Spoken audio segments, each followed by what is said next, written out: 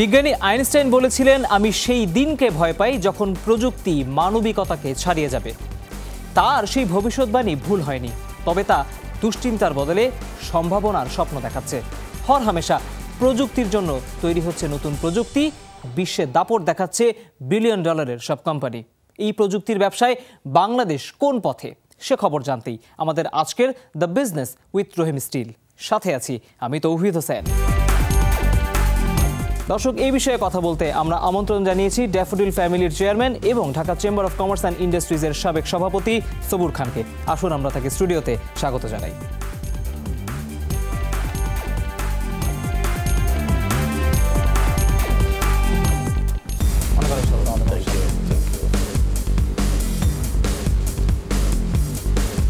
জনাব সবুর খান, আজকে আমরা বাংলাদেশের প্রযুক্তি ব্যবসার আদ্যপান্ত আপনার কাছ থেকে যেমন জানবো আপনার অভিজ্ঞতার আলোকে, আমরা বিশ্বের সাথে বাংলাদেশের তুলনামূলক চিত্রটাও জানতে চাই। আমরা আসলে কোন দিকে আছি, কোন পথে যাচ্ছি, ওদের আদলে অর্থাৎ বিদেশের আদলে তারা কেমন করছে সে সংক্রান্ত একটি প্রতিবেদন আমাদের হাতে আছে, সেটি দেখে তারপর আমরা আলোচনায় ফিরবো। দর্শক, আমরা সেই প্রতিবেদনটি আগে দেখে নিতে চাই। চারপাশে গল্প বদলাচ্ছে, বিশ্বের গতি বাড়ছে। ছোটবেলার সায়েন্স ফিকশন এখন সামনে আসছে সত্যিকারের বিজ্ঞান হয়ে। আলোর গতিতে ছুটছে তথ্য, জীবনযাপনের সব পরতে দাপট দেখাচ্ছে প্রযুক্তি। এত সব পরিবর্তনের সাথে কিভাবে খাপ খাওয়াবে মানুষ? বসবাসে টেকসই পরিবেশই বা তৈরি হবে কিভাবে? অনেকটা নীরবে এসব প্রশ্নের সমাধান দিচ্ছে সিঙ্গাপুর।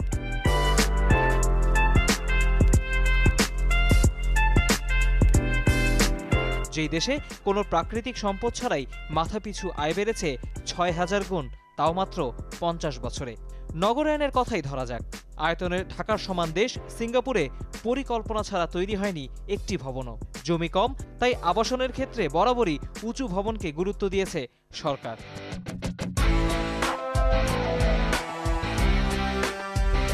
কিন্তু তাতে জীবনযাপনের মান কমেনি, কেননা বিদ্যুৎ ও গ্যাসের লাইন তো বটেই, ট্রেন ও গাড়ি চলাচলের অবকাঠামো নিয়ে যাওয়া হয়েছে মাটির নিচে। এখন সমুদ্রের আশপাশে যোগাযোগ বাড়াতে তৈরি হবে সেতু, বাদ পড়ছে না আকাশপথে যোগাযোগের ভাবনাও।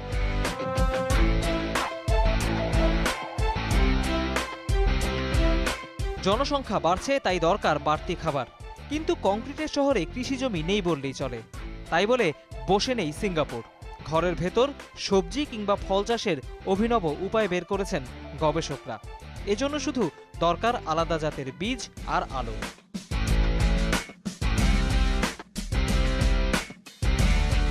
ভবিষ্যতে সব ভবনেই ফসল চাষের আলাদা জায়গা রাখতে চায় দেশটির সরকার। বাদ যায়নি স্বাস্থ্যসেবাও। ২০১৩ সালে দাবানলের পর নতুন কিছু ভাবে সিঙ্গাপুর। আর্টিফিশিয়াল ইন্টেলিজেন্সের ব্যবহারে তৈরি হয় অত্যাধুনিক মাস্ক, যা শুধু গরম বাতাস আর ধুলা থেকে বাঁচাবে না, নিয়ন্ত্রণে রাখবে শরীরের তাপমাত্রাও। এভাবেই সিঙ্গাপুরের লাইফস্টাইলে জায়গা করে নিয়েছে নিত্য নতুন প্রযুক্তি। গবেষকদের লক্ষ্য একটাই, জীবনযাত্রার মান ধরে রেখে আগামীর জন্য প্রস্তুত হওয়া। এমন করে কবে ভাববে বাংলাদেশ? দর্শক, আমরা প্রতিবেদনটি দেখে নিলাম, এবার আমরা আলোচনায় চলে যাচ্ছি ড্যাফোডিল ফ্যামিলির চেয়ারম্যান সবুর খানের সাথে। জনাব সবুর খান, ৯০-এর দশকের কথায় আমি আপনাকে একটু ফিরিয়ে নিয়ে যেতে চাই। যখন বাংলাদেশের কেউ কম্পিউটার খুব বেশি চিনত না, তখন আপনি ব্যবসা শুরু করেছিলেন এই কম্পিউটারের। সেই ভাবনাটা নিশ্চয়ই এক ধরনের বড় ধরনের পরিকল্পনা ছিল সেটা নিয়ে, যে আগামীতে আপনি হয়তো পুরো ওয়ার্ল্ডটাকে বা বাংলাদেশের এই কম্পিউটারের জগৎটাকে অন্যভাবে দেখেছিলেন। সেই অভিজ্ঞতাটা যেমন জানতে চাই, এবং সেই অভিজ্ঞতার আলোকে জানতে চাই এখন যখন বিশ্বের সাথে বাংলাদেশের প্রযুক্তি ব্যবসার এক ধরনের তুলনা করা হচ্ছে, ওদের তুলনায় আমরা কতটা পথ পাড়ি দিতে পারলাম, আমরা কতটা পথ পাড়ি দিতে পারিনি, আপনার অভিজ্ঞতা কি বলে? Thank you. প্রথম হচ্ছে যে অনেক দূর আমরা এগিয়ে আসছি, কোনো সন্দেহ নাই। আবার আরেকটা ব্যাপার হলো ১৯৯০-তে যখন আমরা শুরু করি, তখন একটা বড় দুর্ভাগ্য ছিল যে সরকারি লেভেলে আমরা কিন্তু বোঝাতে পারতাম না, কারণ গভর্নমেন্টের কিন্তু একটা মারাত্মক অনীহা ছিল কম্পিউটারাইজেশন। এবং গভর্নমেন্ট কিন্তু অনেক সময় কিছুটা বলা যায় যে খুব যেটাকে বলা হয় যে একটু হাসি ঠাট্টাও কিন্তু অনেক সময় আমরা জানতাম যে আইটি নিয়ে, কম্পিউটার নিয়ে স্বাভাবিকভাবেই কিন্তু গভর্নমেন্টের ভিতরে কিন্তু সেই অ্যাওয়ারনেসটা ছিল না। আমার যতদূর মনে পড়ে যে ২০০১-২০০২ সালের কথা যদি আমি বলি, আমার স্পষ্ট মনে আছে, আমি কাউকে ছোট করার জন্য বলছি না, আমাদের খুব একজন প্রভাবশালী মন্ত্রীকে, একজন ব্রিটিশ মন্ত্রী কোন একজন অনুষ্ঠানে যেখানে আমি পাশে বাড়ানো ছিলাম, তাকে যখন বলা হয় মাননীয় মন্ত্রী আমি কি তোমার ইমেল আইডিটা পেতে পারি, এটা 2002 সালের কথা, তখন প্রতি উত্তরে সেই মন্ত্রী বলছে ইমেল আইডি, আমি তো ইমেল আইডি ব্যবহার করি না। তো তখন কিন্তু ব্রিটিশ মন্ত্রীর যে চাহনিটা ছিল সেটা একটা অদ্ভুত চাহনি ছিল। 2002 সালে কিন্তু তৎকালীন কম্পিউটার সমিতির সভাপতি থাকা অবস্থায় কিন্তু আমরা সরকারের সাথে অনেক দেন দরবার করি যে একটা মন্ত্রণালয় প্রয়োজন, যেই মন্ত্রণালয় হবে তথ্য প্রযুক্তি মন্ত্রণালয়, এবং আমরা ধন্যবাদ জানাই যে সরকার তখন সেটা নীতিগতভাবে সিদ্ধান্ত গ্রহণ করার পরেও আলটিমেটলি যে পলিসিগুলো, সেই পলিসিগুলো কিন্তু পেতে অনেক দেরি হয়ে যায়। বাট এখন কিন্তু প্রেক্ষাপটটা ভিন্ন। এখন কিন্তু সরকারই কিন্তু প্রতিনিয়ত বলছে যে তথ্য প্রযুক্তি ছাড়া কোনো বিকল্প নেই, ডিজিটাল বাংলাদেশ গড়তে হবে, সারা বাংলাদেশে গভর্নমেন্ট হাইটেক পার্ক তৈরি করছে। এটা আমরা একদিকে সৌভাগ্যবান, আরেকদিকে দুর্ভাগ্যবান। দুর্ভাগ্যবান শব্দটা এই কারণে বলছি যে তখন যদি আমরা এই সুযোগটুকু পেতাম, তখন হয়তো বা আমাদের বাংলাদেশ থেকে কিন্তু অনেক বড় বড় কোম্পানি প্রতিষ্ঠিত হতো যারা আন্তর্জাতিক মার্কেটে অবস্থান তৈরি করতে পারে। আগের ইয়াং জেনারেশন আমরা যখন ছিলাম তখন কিন্তু আমি অনেক সময় বলি যে টেলিফোনটা কিন্তু তখন তারের সাথে সংযুক্ত ছিল। তো তারের সাথে সংযুক্ত থাকার কারণে কি হচ্ছে, বলা যায় যে একটা বলয়ের ভিতরে আমরা কিন্তু অগ্রসর হয়েছিলাম, যে আমাদের একটা ইমোশন ইনভলভ ছিল। কিন্তু এখন কি হচ্ছে, ইমোশন কিন্তু এখন আর নাই, কারণ এখন তারবিহীন সমস্ত প্রযুক্তি। তার মানে এখন কিন্তু আমরা প্রযুক্তির কিন্তু স্ল্যাব হয়ে যাচ্ছি, প্রযুক্তি আমাদেরকে নিয়ন্ত্রণ করছে। কারণ আমাদের এখনকার জেনারেশন কি হচ্ছে, এখন জেনারেশন কিন্তু আলটিমেটলি তারা সোশ্যাল নেটওয়ার্কে প্রথম ঘুম থেকে উঠেই তারা দেখে যে স্ট্যাটাস কে কী দিল। তাদের ভিতরে একটা অসুস্থ প্রতিযোগিতা, আমি একটু আন্ডারমাইন করছি না, আমি অসুস্থ প্রতিযোগিতার এই কারণেই বলছি যে মেজরিটি পিপলই কিন্তু লক্ষ্য করছি যে সোশ্যাল নেটওয়ার্কটা ব্যবহার করছে একটা যেটাকে বলা যায় একটা নেগেটিভ ইমপ্রেশন হিসেবে, নেগেটিভ তার ইম্প্যাক্ট হিসেবে তৈরি হচ্ছে। অথচ এটা কিন্তু একটা আশীর্বাদ। আমি ব্যক্তিগতভাবে আবারও বলতে চাই যে সোশ্যাল নেটওয়ার্ক, টেকনোলজি সব কিন্তু একটা আশীর্বাদ। যেমন আমি অনেক সময় বলি যে আমি যখন ব্যবসা শুরু করেছি 1990-তে, তখন তো মোবাইল ছিল না, বাট তখন আমাকে আমার কন্ট্যাক্টগুলোকে মেনটেন করার জন্য একটা বড় রকমের একটা কেসিও নোটবুক আমার সাথে রাখতে হতো। এটার আয়তন ছিল অলমোস্ট প্রায় if I am not wrong প্রায় 1/2 কিলোর মতো। কিন্তু আমার তখন ধারণা ছিল যে আমি যদি আমার কন্ট্যাক্টগুলোকে না রাখতে পারি, আমি যদি আমার নেটওয়ার্কগুলোকে না রাখতে পারি, তাহলে আমি ব্যবসায়িকভাবে কিন্তু আমার কমিউনিকেশনগুলো আমি ডেভেলপ করতে পারবো না। আমি যে বাইরে থেকে প্রোডাক্ট আমদানি করব, আমি যে বাইরে প্রোডাক্ট রপ্তানি করব, আমি যে সফটওয়্যারে যে মার্কেটটা বিস্তার করছি, আমার যে ফ্রেন্ড নেটওয়ার্ক যেটা আমি বিশ্ববিদ্যালয় থেকে আমি বিভিন্নভাবে কাল্টিভেট করছি, এদের সাথে আমি কমিউনিকেশন করব কিভাবে। কিন্তু এখন কি হচ্ছে, এখন ওই যুগে আমি যখন কম্পিউটার ছিল না এবং একইভাবে যেটা বলে ফোন ছিল না, আর আজকের যুগে আমরা কত আশীর্বাদ নিয়ে আমরা টেকনোলজিতে আমরা বসবাস করছি। প্রায় 30 বছর ব্যবসা রান করেছি, তার মানে 30 বছর পরে আজকের প্রজন্ম যারা চিন্তা করবে তারা তো অনেক ফাস্ট, তারা কিন্তু একটু মোবাইল ইন্টারনেটে ঘাটাঘাটি করলে তারা সলিউশন পেয়ে যাবে। কিন্তু এরকম একটা জায়গায় আমি একটু আপনাকে প্রশ্নটা করতে চাই এইভাবে, সেটা হচ্ছে যে আমরা তো সবসময় বলি যে $5 বিলিয়ন রফতানি আমরা আগামী 1 দশকের ভিতরে করতে চাই বিদেশে। আইসিটি সেক্টর থেকে শুধুমাত্র সফটওয়্যার তৈরি হচ্ছে, অন্যান্য ইনোভেশনের বিভিন্ন জায়গায় তৈরি হয়েছে, কিন্তু যতটা ইনভেস্টমেন্ট আসলে এজন্য দরকার বা যে পরিমাণ প্রতিষ্ঠানগুলোকে ইনভলভ থাকা দরকার এই পুরো প্রসেসের সাথে $5 বিলিয়ন এনশোর করার জন্য, ততটা কি আপনি আসলে দেখতে পাচ্ছেন? বা আপনি নিজে সেই অভিজ্ঞতা জায়গা থেকে যদি বলেন, আপনি নিজে আসলে কতটা দিন শেষে ইনভলভ হতে পেরেছেন, সেটা কি করা গেছে কিনা? একটা জায়গায় আমরা এখনো খুব ব্যর্থ, সেটা হচ্ছে পপুলেশন, আমরা যেটাকে হিউম্যান রিসোর্স বলি। কারণ আমরা কিন্তু পপুলেশনকে অ্যাসেট বলছি, অ্যাট দ্য সেম টাইম আমরা পপুলেশন কিন্তু প্রপারলি ডেভেলপ করতে ব্যর্থ হচ্ছি।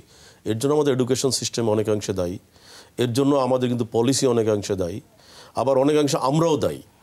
কারণ হচ্ছে যে এখন সরকার একটা লক্ষ্যমাত্রা নির্ধারণ করে, তার জন্য কিন্তু গভর্নমেন্ট কিছু বাজেটও কিন্তু অ্যালোকেশন করেছে। এখন প্রশ্ন হচ্ছে গভর্নমেন্ট কিন্তু প্রপার ট্রেনিংও দিচ্ছে, গভর্নমেন্ট কিন্তু কনসালটেন্সিও দিচ্ছে, গভর্নমেন্ট কিন্তু অনেক রকম ফ্যাসিলিটি দিচ্ছে। যেটা আমি একটু আগেই বললাম যে আমরা যখন ব্যবসায় যেটাকে আমাদের যে তারুণ্যের যে সময়টা, সেই সময় কিন্তু আমরা এই ফ্যাসিলিটি পাইনি। বাট এখনকার নতুন প্রজন্মের জন্য কিন্তু আমি মনে করি এটা বিরাট প্লাস পয়েন্ট। কারণ একটা সময় মেলা আমরা অর্গানাইজ করেছি, বাংলাদেশ কম্পিউটার সমিতি থেকে আমরা যখন মেলাগুলো অর্গানাইজ করতাম, তখন কিন্তু গভর্নমেন্ট আমাদের পাশে দিয়েও হাঁটতো না। গভর্নমেন্টের কোনো মন্ত্রী বা গভর্নমেন্টের কোনো সচিব মেলা ভিজিট করবে, ইটস ইম্পসিবল। আবার এখন কি হচ্ছে, এখন গভর্নমেন্টই কিন্তু মেলা অর্গানাইজ করছে, গভর্নমেন্টই ফান্ডিং করছে, গভর্নমেন্টই কিন্তু অ্যালোকেট করছে, গভর্নমেন্টই সেখানে বিভিন্ন রকম ব্রিজিংগুলি তৈরি করে দিচ্ছে। এখন প্রশ্ন হচ্ছে আমরা কেন সফলতাটা বা সুফলটা আমরা নিতে পারছি না? এর জন্য কিন্তু আমরা দুই পক্ষকেই দায়ী করব। একটা প্রবলেম হচ্ছে যে গভর্নমেন্টের ইমপ্লিমেন্টেশনে যারা আছে তাদের কিন্তু একটা সীমাবদ্ধতা আছে। কারণ একটা কথা হলো তাদেরকে ওয়েল ট্রেনিং দেওয়া হয়নি। তারা কিন্তু এক্স্যাক্টলি জানতে হবে যে গভর্নমেন্ট যে এই যে হাজার হাজার কোটি টাকা বরাদ্দ করে যাচ্ছে সেটা কাকে দিয়ে কিভাবে ইমপ্লিমেন্ট করা যাবে। এখানে একটা দুর্বলতা থাকার কারণে যেটা হচ্ছে যে গভর্নমেন্টের একটা বিশাল বরাদ্দ কিন্তু প্রপারলি ইমপ্লিমেন্ট হচ্ছে না। আবার দ্বিতীয় হচ্ছে আমাদের যে নতুন প্রজন্ম যারা শিক্ষা গ্রহণ করছে তারা পড়াশোনা করছে, কিন্তু করার পর তারা যে একটা কোম্পানিতে যে ভ্যালু এডিশন করতে পারবে। এখন প্রশ্ন হচ্ছে যে আমাকে যদি বলা হয় যে আমি একটা ইন্টারভিউতে আমি কি চাই, আমাকে যদি বলা হয় যে আমি তো অনেক সময় বলি আমি হাজার হাজার লোককে এমপ্লয়মেন্ট দিতে পারবো, কিন্তু আমি কাকে এমপ্লয়মেন্ট দিতে পারবো? যে আমার প্রতিষ্ঠানে এসে ভ্যালু অ্যাড করতে পারবে। যেমন আমি একটা কথা অনেক সময় বলি যে 95-এ যখন আমি বাংলাদেশের প্রথম কম্পিউটার সুপারস্টোর শুরু করি, আমাকে অনেকেই বলছে বাংলাদেশের কম্পিউটার সুপারস্টোর চলবে না, এটা তুমি একটা রং ডিসিশন নিচ্ছ। কিন্তু প্রশ্ন হলো আমি কিন্তু ধৈর্য ধরে কিন্তু সেটাকে আমি রান করেছিলাম, এবং 95-এ কম্পিউটার সুপারস্টোরের সাকসেসের কারণেই কিন্তু আইডিবির মার্কেট প্রতিষ্ঠিত হয়েছে। এবং আইডিবির মার্কেটের সাকসেসটা আসলো কিন্তু যে হ্যাঁ, কারণ স্বাভাবিকভাবে আমি যখন কম্পিউটার সুপারস্টোর শুরু করি তখন কিন্তু আলটিমেটলি দেখা গেল যে সমস্ত লোকজন কিন্তু কম্পিউটার কেনার জন্য আমার এখানে ছুটে আসতো।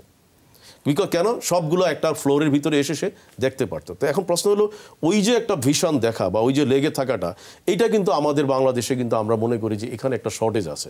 কারণ আমাদের দেশে কিন্তু ইনভেস্টাররাও কিন্তু অনেক সময় রিয়েল পিপলের পিছনে ইনভেস্ট করার পরে তারা কিন্তু ফ্রাস্ট্রেটেড হয়। কারণ আমি নিজে ব্যক্তিগতভাবে যে অনেকগুলো স্টার্ট আপ কোম্পানি জানি যে যারা হয়তো যেই ভিশন নিয়ে তারা শুরু করেছে তারা কিন্তু 2 মাস 3 মাস 6 মাস পরে তারা কিন্তু সেই ভিশনটা বা সেই কমিটমেন্টটা তারা রাখে নাই। তারা কিন্তু অনেক সময় মনে করে যে না আমি এত পরিশ্রম করবো না। কারণ একটা ব্যাপার অবশ্যই মনে রাখতে হবে, স্টার্ট আপদেরকে তাদের প্রিলিমিনারি স্টেজে তাদের কিন্তু পরিশ্রম করতেই হবে, এখানে মাঝামাঝি কোনো রাস্তা নাই। কারণ আমরা যত বড় বড় কোম্পানি সাকসেস আমরা দেখি না কেন, প্রত্যেকটা কোম্পানি কিন্তু স্টার্টিংটা কিন্তু আনবিলিভেবল কষ্ট করছিল। তো এই জায়গাতে এসে এবং বিদেশি কোম্পানিগুলো কিন্তু ইনভেস্ট করছে কাকে? যে প্রিলিমিনারি স্টেজটা সে অতিক্রম করতে পারছে, তা কিন্তু ধাম করে এসে কিন্তু কাউকে ইনভেস্টমেন্ট করে না।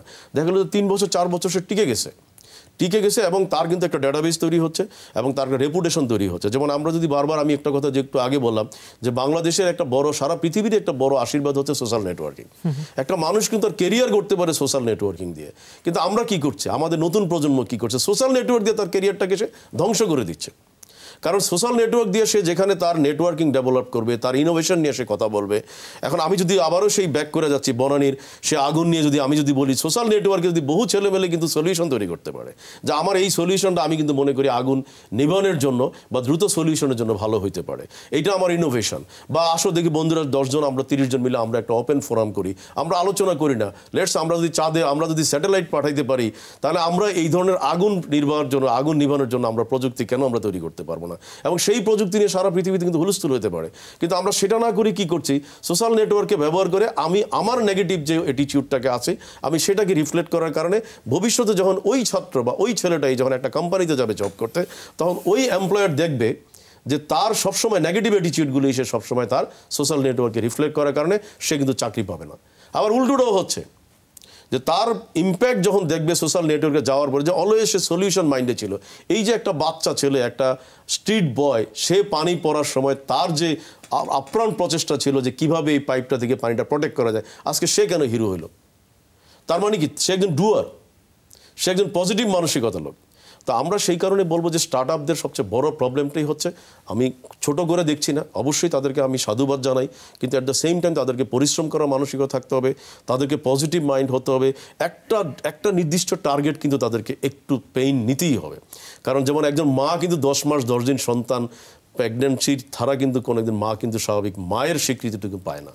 তা ঠিক তেমনিভাবে একটা উদ্যোক্তাও কিন্তু আমি বারবার বলবো যে একটা স্টার্ট আপকে কিন্তু এই মানসিকতাটুকু থাকতে হবে। কারণ আমরা অনেক সময় লক্ষ্য করি একটা স্টার্ট আপ আগে চিন্তা করে আমি কি বেনিফিট পাবো। অবশ্যই সে বেনিফিটের জন্যই সে ব্যবসা করতে আসে, কিন্তু তাকে তো এটা মানতে হবে যে আমি যদি একটা সার্টিফিকেট পাওয়ার জন্য 16 বছর 17 বছর 14 বছর পড়াশোনা করতে পারি, 18 বছর পড়াশোনা করতে পারি, তাহলে আমি একটা উদ্যোক্তা হওয়ার জন্য এসে একটা স্টার্ট আপ হিসাবে এসে আমার কিন্তু একটু ধৈর্য ধারণ করতে হবে। আমরা আবার আলোচনায় ফিরবো, একটি বিরতি নিয়ে নিতে হচ্ছে আমাদেরকে, তারপর আমরা আলোচনায় ফিরবো। দর্শক, খুব জমজমাট আলোচনা চলছে বাংলাদেশের প্রযুক্তি ব্যবসার যে বিবর্তন সেটি নিয়ে। আমরা একটি বিরতির পর ফিরবো, আমাদের সাথেই থাকবো।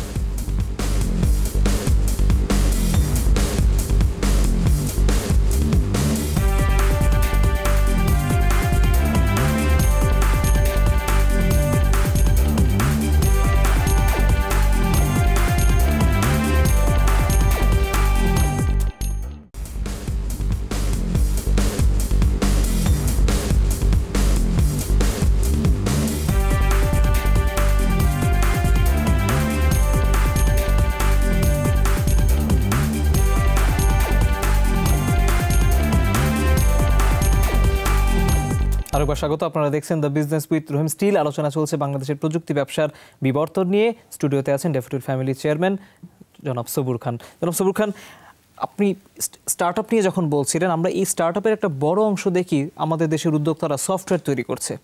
সমস্যাটা যেটা হচ্ছে, এখন আমরা দেখতে পাই যে দেশের অভ্যন্তরে সফটওয়্যারের ব্যবসা বা বাজার প্রায় 60%-এর মতো বড় হয়েছে, কিন্তু আমাদের সব স্টার্ট আপ কোম্পানি বলি বা যারা সফটওয়্যার তৈরি করছে, একটু পুরোনো কোম্পানি বলি, সবাই শুধু সফটওয়্যার বিদেশে রপ্তানি করতে চায়, দেশের বাজারটা ধরার জন্য কেউ এগিয়ে আসছে না।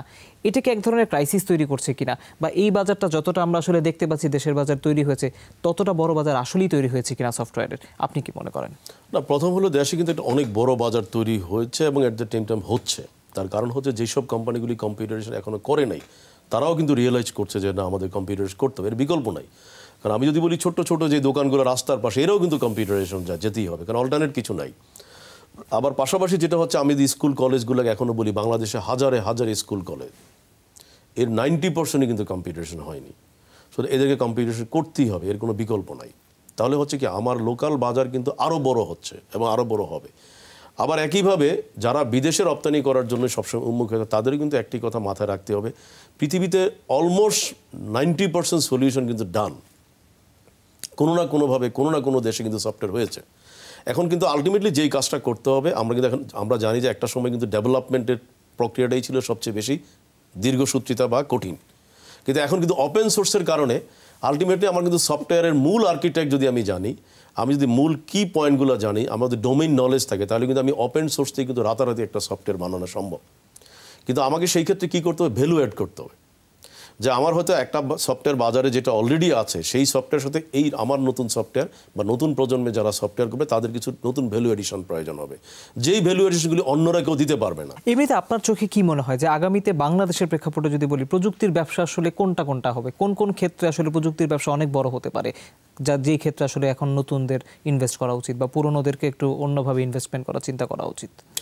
এখন প্রথম যেটা হচ্ছে সেটা হলো, কিন্তু এখন কিন্তু আলটিমেটলি টেকনোলজি ডিপেন্ডেন্ট হয়ে যাচ্ছে সার্ভিস ইন্ডাস্ট্রি, টেকনোলজি ডিপেন্ডেন্ট হচ্ছে ফিনান্সিয়াল, যেটাকে আমরা ফিনটেক বলছি।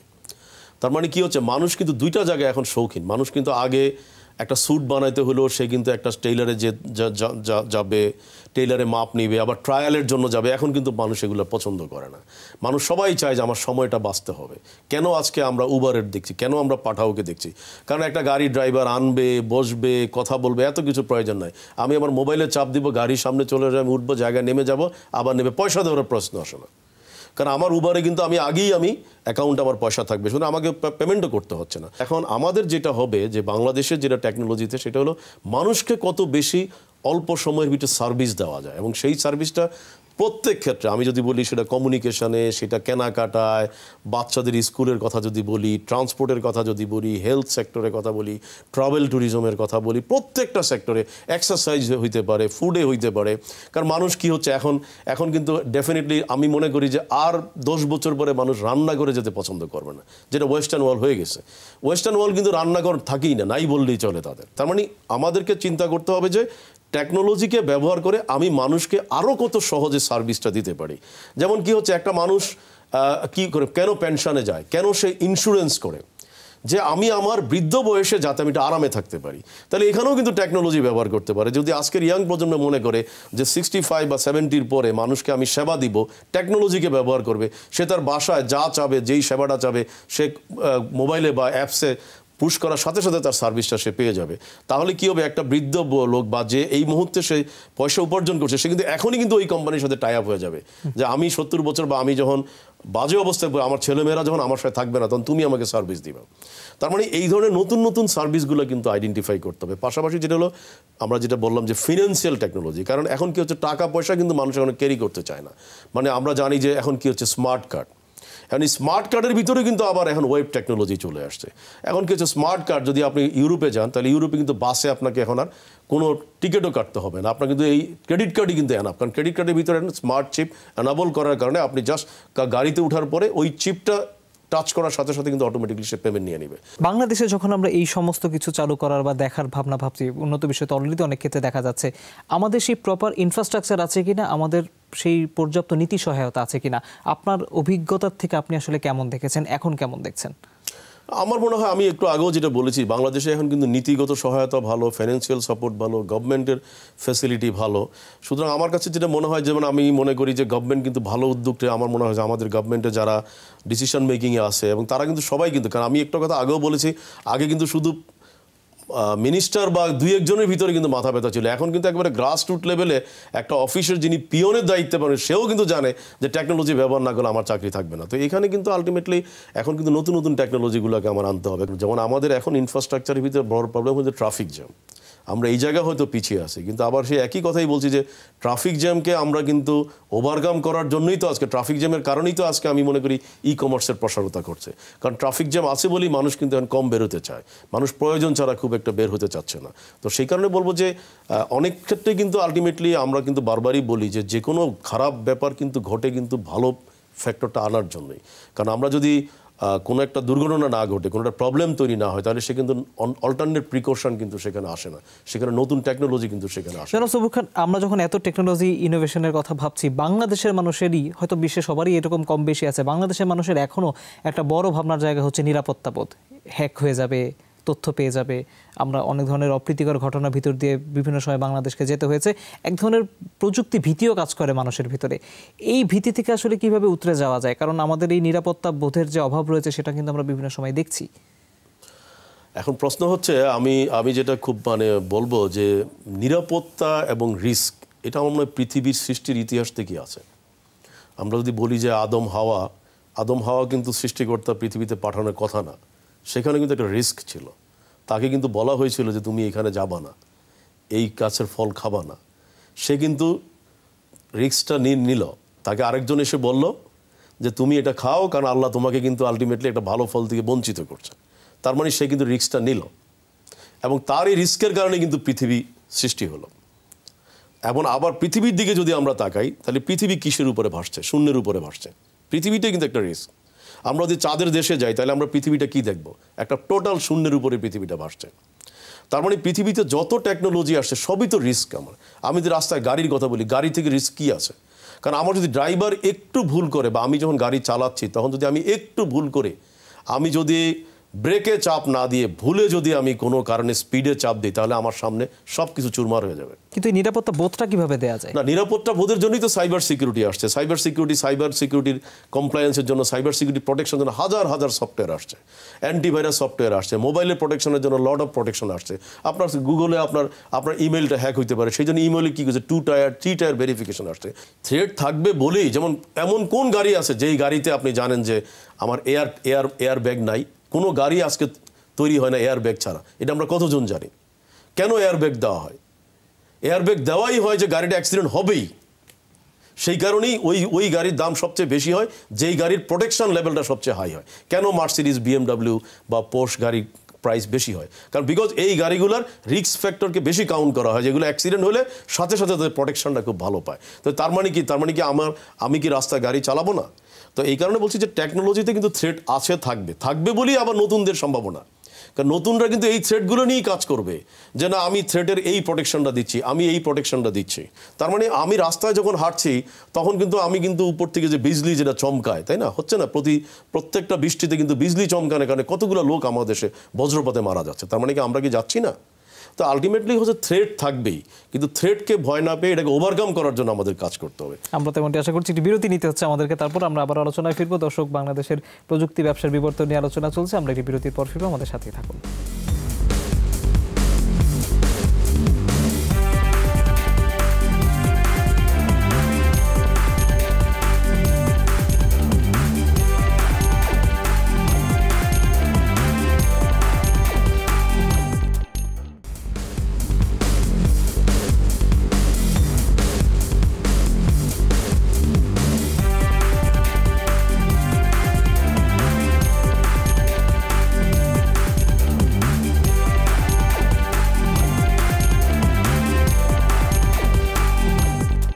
আরেকবার স্বাগত।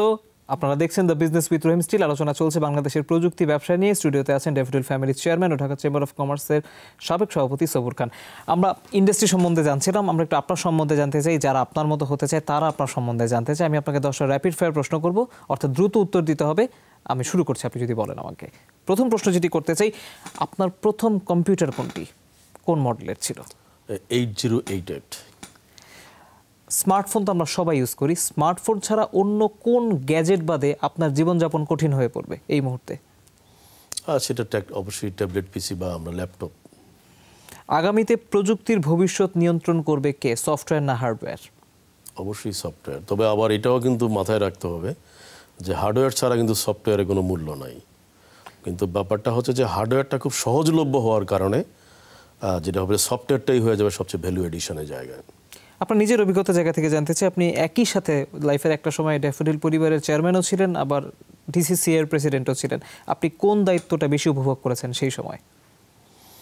না, অফকোর্স আমি মনে করি যে ডিসিসিআইয়ের দায়িত্ব পালনটা আমার কাছে খুব এনজয়েবল ছিল, বিকজ এটা খুব ব্রডার অ্যাসপেক্ট, আমার জন্য অনেক বেশি নলেজ আহরণ করার সুযোগ ছিল। আপনাকে তো প্রচুর কর্মীকে রিক্রুট করতে হয় বা অনেক কর্মীকে সাথে নিয়ে কাজ করতে হয়, তাদের কোন মানসিকতা সম্পর্কে আসলে সব বসের আগে থেকে জানা উচিত? আমার কাছে যেটা মনে হয় যে নেগেটিভ মেন্টালিটিটাই সবচেয়ে বেশি প্রবলেম। তার কারণ হচ্ছে যারা ডুয়ার্স তারা অলওয়েজ কিন্তু চ্যালেঞ্জটা নিতে পছন্দ করে, কিন্তু যারা একটু নেগেটিভ মেন্টালিটি থাকে তারা অলওয়েজ কিন্তু এক্সকিউজটাকে প্রাধান্য দেয়। ইন্টারভিউ তো আপনাকে নিতে হয় সেক্ষেত্রে, তাদের নিয়োগের ক্ষেত্রে ইন্টারভিউতে যখন তারা আসে, সেই ইন্টারভিউতে কোন ত্রুটিটা দেখলে বা তাদের কোন ফলটা দেখলে আপনি আসলে কখনোই তাদেরকে রিক্রুট করেন না? ইউজুয়ালি যেটা হয় যে ম্যাক্সিমাম ক্ষেত্রে দেখা যায় যে তারা চ্যালেঞ্জটা নিতে চায় না, কারণ 99% ক্ষেত্রেই সবাই চায় যে আমি অফিসে কাজ করব। কিন্তু আমরা সাধারণত ইন্টারভিউ বোর্ডে যখন দেখি কেউ বলে যে আমি চ্যালেঞ্জ নিতে পছন্দ করি, আমি মার্কেটে যেতে চাই, আমি ডোর টু ডোর যেতে চাই এবং আমি পরিশ্রম করে অর্জন করতে চাই, তাদেরকে আমরা বেশি প্রাধান্য দিয়ে থাকি। আপনার সবচেয়ে প্রিয় বা মূল্যবান জিনিস কি? অফকোর্স একটা মানুষের ভ্যালুস। আপনাকে বলা হলো যে আপনার বিষয়ে মানুষের কোনো একটা ভুল ধারণা আছে, সেটা আপনি আজকে আমাদের শোয়ের মাধ্যমে সংশোধন করে দিতে দেন, যে আপনার সম্বন্ধে মানুষের এই ধারণাটা সঠিক না, সেটা কি হবে? খুব জটিল প্রশ্ন। সেই ক্ষেত্রে হয়তো অনেকেরই ধারণা থাকতে পারে যে আমি সম্ভবত শুধু টাকার পিছনেই সবচেয়ে বেশি প্রাধান্য দিই, কিন্তু আমার কাছে মনে হয় যে সোফার আমি সবচেয়ে বেশি কন্ট্রিবিউশন এবং অর্গানাইজেশনটাকে প্রাধান্য দিই।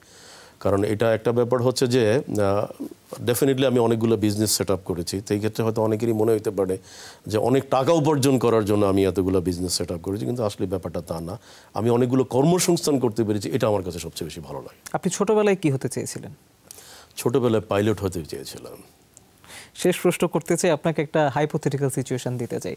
আপনাকে সুযোগ দেওয়া হলো যে কোনো একটি নিতে হবে, হয় আপনি গ্যারি কাসপারভের সাথে দাবা খেলার সুযোগ দেওয়া হলো, অথবা উসাইন বোল্টের সাথে দৌড় দেওয়ার প্রতিযোগিতায় আপনাকে কম্পিট করার কথা বলা হলো, আপনি কোনটা বেছে নেবেন? অবশ্যই আমি দৌড় দেওয়াটাকেই পছন্দ করব, উসাইন বোল্টের সাথে।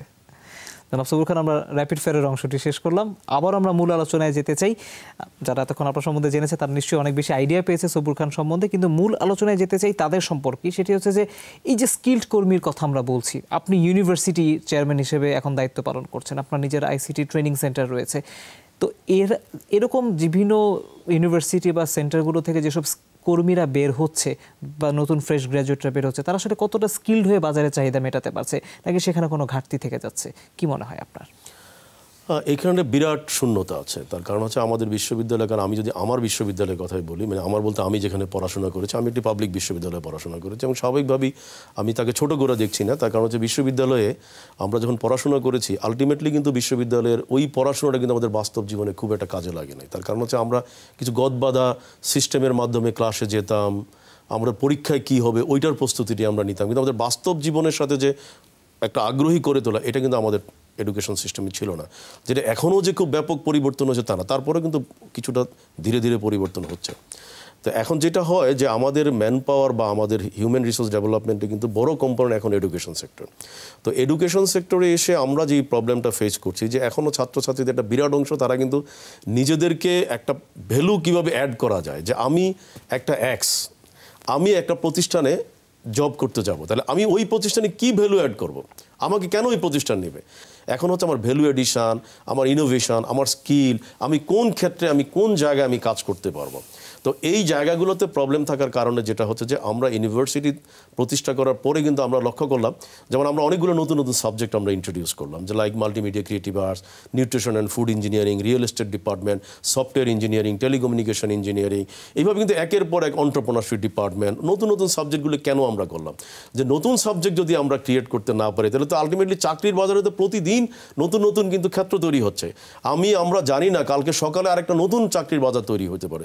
কে জানতো যে আজকে একটা কোম্পানিতে সিটিও না থাকলে কিন্তু সেই কোম্পানির স্ট্যাটাস কিন্তু বোঝা যায় যে সে খুব একটা ভালো পজিশনে নাই। তার মানে কি, আমার chief information officer, chief technology officer, ভবিষ্যতে আমার দরকার চিফ রোবোটিক্স অফিসার, ভবিষ্যতে আমার চলে আসবে chief BR officer, chief AI officer. তার মানে আমার কি হচ্ছে, এখন ডাটা সায়েন্স, আমার ডাটা সায়েন্স ম্যানেজার আছে কিনা, ডাটা অ্যানালিস্ট আছে কিনা।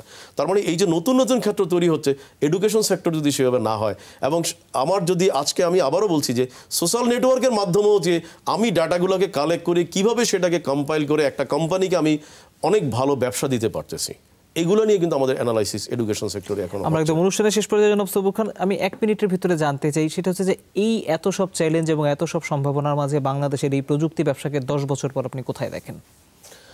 10 বছর পরে আমার কাছে যেটা মনে হয় যে আমাদের নতুন প্রজন্ম যারা এখন স্মার্ট টেকনোলজি বেস, এদের একটা অংশ কিন্তু তারা প্রপারলি প্রস্তুত হচ্ছে, যদিও এর পার্সেন্টেজ নট মোর দেন 5%, 95% কিন্তু এখন রং ডাইরেকশনে। এই 5%ই আমরা মনে করি 10 বছরে তারা কিন্তু পুরো পরিস্থিতিকে চেঞ্জ করার জন্য তারা অগ্রণী ভূমিকা পালন করবে, তারা অনেকেরই কিন্তু আই ওপেন করে দিবে। এবং আমার কাছে যেটা মনে হয়, বাংলাদেশ 10 বছর পরে বাংলাদেশের এই প্রজন্ম কিন্তু টেকনোলজি ওরিয়েন্টেড হতে অটোমেটিকলি বাধ্য হবে, এবং এতে কিন্তু কেউ পিছিয়ে থাকার কোনো সুযোগ থাকবে না। জনাব সবুর খান, আজকে আপনাকে অনেক ধন্যবাদ, আপনি আজকে আমাদেরকে সময় দিয়েছেন। ধন্যবাদ। দর্শক, আলোচনার মোদ্দা কথা হচ্ছে চারদিকে প্রযুক্তির ছড়াছড়ি, সেটিকে আপনি কিভাবে ব্যবহার করবেন, ইতিবাচকভাবে নাকি নেতিবাচকভাবে সময় নষ্ট করে, সেই সিদ্ধান্ত কিন্তু আসলে তরুণ প্রজন্মকে নিতে হবে, কোনো কোনো ক্ষেত্রে কিছুটা বড়দেরকেও নিতে হবে। কিন্তু মোদ্দা কথা হচ্ছে আমরা প্রযুক্তির যে পথ, যে সুপার হাইওয়ে, সেটার দিকে আমরা এগিয়ে যাচ্ছি। সেখানে যে যত বেশি গতি নিশ্চিত করতে পারবে সে তত বেশি এগিয়ে যাবে, দেশের অর্থনৈতিক উন্নতি আসলে ততটাই হবে। এতক্ষণ যারা আপনারা নিজেদের প্রশ্নের উত্তর খোঁজার চেষ্টা করেছেন আমাদের অনুষ্ঠানের মাধ্যমে, আমরা আশা করি আপনারা তাদের সেই উত্তরগুলো পেয়েছেন। এতক্ষণ যারা এই আয়োজন দেখেছেন আমাদের সাথে, তাদের সবাইকে অনেক ধন্যবাদ। সবাই অনেক ভালো থাকবেন।